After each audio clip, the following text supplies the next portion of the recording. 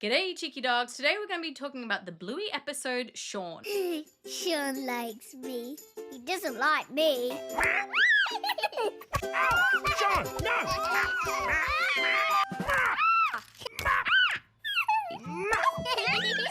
Shaun!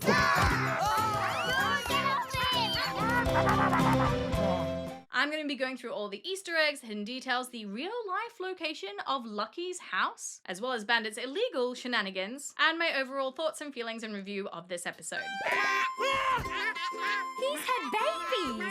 Oh, no! So if you would love a pet like Shaun as much as Bluey obviously wants a pet like Shaun, don't forget to hit that like button down below, that subscribe button, and that bell for notifications so you know whenever I release any other Bluey style videos. But otherwise, let's just get into the episode Shaun. But you've already got one! Shaun! Shaun! Shaun, sit. Wow! Good, Shaun. So starting off with, of course, the actual location, the real life one of this beautiful house that we see where Bandit is performing very illegal shenanigans of tampering with another person's mail. No! Look at this mess! Now, this house is based in Wooloowin, which is actually a pretty decent distance from where Bluey's house technically is. So however long they were walking Shaun, they were walking him for a very long time. You know what this emu needs? What? Yeah, what? Wookiees! Yeah! Wookies! Well played. However, a lot of people kind of came to the theory that this must be Lucky's house because, of course, Lucky's dad, Pat, comes by. We see him getting into the shenanigans with Bandit as well. But it's because of Bandit messing around with that mail. Like, you would not do that to a stranger's house, obviously. You would only do that with someone you knew or knew really, really well, which, of course, is Pat. Hey, Bandit, how you going? Sorry, mate. Don't like There's also the fun fact that the number box for here is 13, which of course is a very unlucky number, and it's kind of like a play on the fact that Pat named his son Lucky. Lucky, unlucky number, it must be Lucky's house. So I can see how like that connection can kind of be made as well. However, of course, the only real big issues with this is the fact that the coloring of it is completely different to what we see of like the back of Lucky's house. So unless they decided to just color it like blue and greens on one side and keep it as like this famous like terracotta brick on the other side, it doesn't really make a lot of sense. I don't know. I really like the idea that this could be Lucky's house because of the number and like the mail situation. I feel like it makes a lot of sense, but I am curious, cheeky dogs, what do you think about this being his house? Let me know in that comment section down below. Because if it's not Lucky's house, then yeah, what Bandit did was literally illegal tampering with mail, and yeah, I guess we would see one of the Bluey police officers show up again. Also, on a side note, poor Pat. This is a back-to-back episode with the previous one where he's been attacked by the healers as animals yet again. Limp, go limp! Oh no!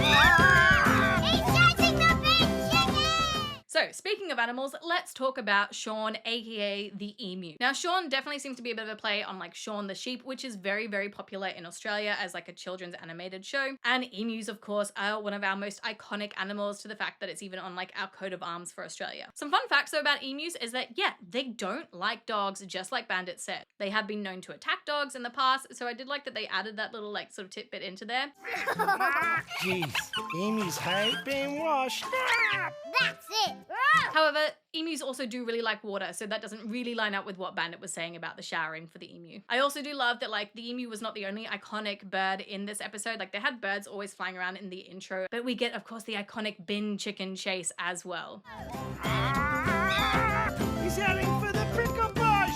He'll get prickles! Please make him stop, Bluey!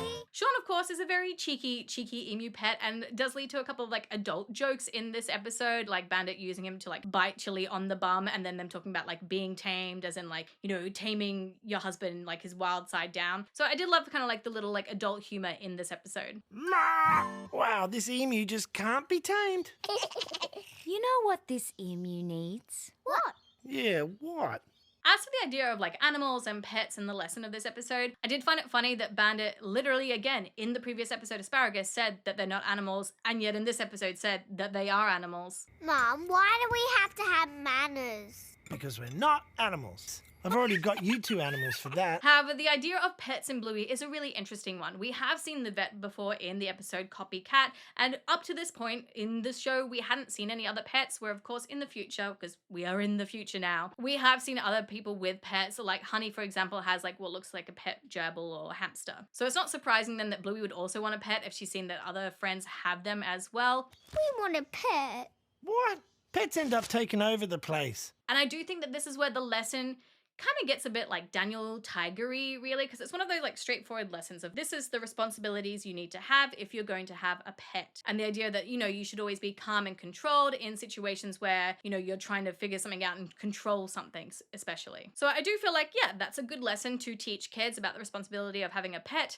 Remember, Bluey, calm and controlled. Calm and controlled. Got it.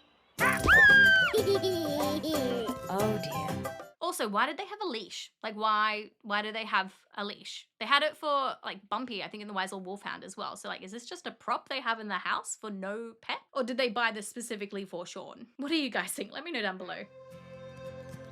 Sit.